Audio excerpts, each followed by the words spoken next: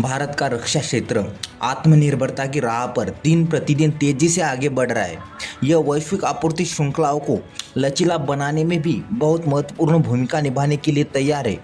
रक्षा मंत्री राजनाथ सिंह ने 17 अप्रैल 2025 को नई दिल्ली में आयोजित रक्षा सम्मेलन में आत्मनिर्भर और भविष्य के लिए तैयार भारत के लिए एक आकर्षक दृष्टिकोण प्रस्तुत किया। स्वदेशीकरण, नवाचार और वैश्विक नेतृत्व पर स्पष्ट ध्यान केंद्रित करते हुए उन्होंने घोषणा की है कि भारत न केवल अपनी सीमाओं की सुरक्षा कर रहा है, बल्कि अंतर्राष्ट्रीय रक्षा पारिस्थितिकी तंत्र में एक प्रमुख खिलाड़ी के रूप में खुद को स्थापित कर रहा है। उन्होंने कहा, वह दिन दूर नहीं जब भारत न केवल एक विकसित देश के रूप में उभरेगा, बल्कि हमारी सैन्य शक्ति भी दुनिया में नंबर 1 के रूप में उभरेगी। रक्षा मंत्री ने दोहराया कि प्रधानमंत्री नरेंद्र मोदी के नेतृत्व में रक्षा क्षेत्र का पुनर्द्वार और सुदृढ़ीकरण सरकार की सबसे बड़ी प्राथमिकताओं में से एक है। उन्होंने आगे कहा कि सरकार की पहली और सबसे बड़ी चुनौती यह मानसिकता बदलना है कि भारत अपनी रक्षा ज़रूरतों को पूरा करने के लिए केवल आयात करेगा।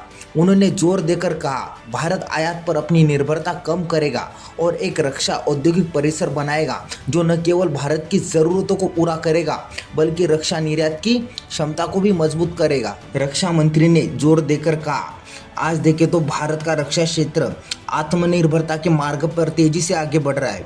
यह वैश्विक आपूर्ति श्रृंखलाओं को लचीला बनाने में भी महत्वपूर्ण भूमिका निभाने के लिए तैयार है। उन्होंने कहा कि मेक इन इंडिया कार्यक्रम न केवल देश की रक्षा उत्पादन को मजबूत कर रहा है, बल्कि वैश्विक रक्षा आपूर्ति श्रृंखला को लचीला बनाने की क्षमता भी रखता है। उन्होंने आगे कहा कि भारत की रक्षा विनिर्माण क्षमताएं राष्ट्रीय सुरक्षा और रणनीतिक स्वायत्तता के उद्देश्य है, साथ ही वे विनिर्माण को वैश्विक आपूर्ति झटकों से भी बचा रही है। राजनाथ सिंह ने इस तथ्य को भी रेखांकित किया है कि सरकार ने रक्षा बजट का 75% हिस्सा घरेलू कंपनियों से खरीद के लिए आरक्षित कर दिया है।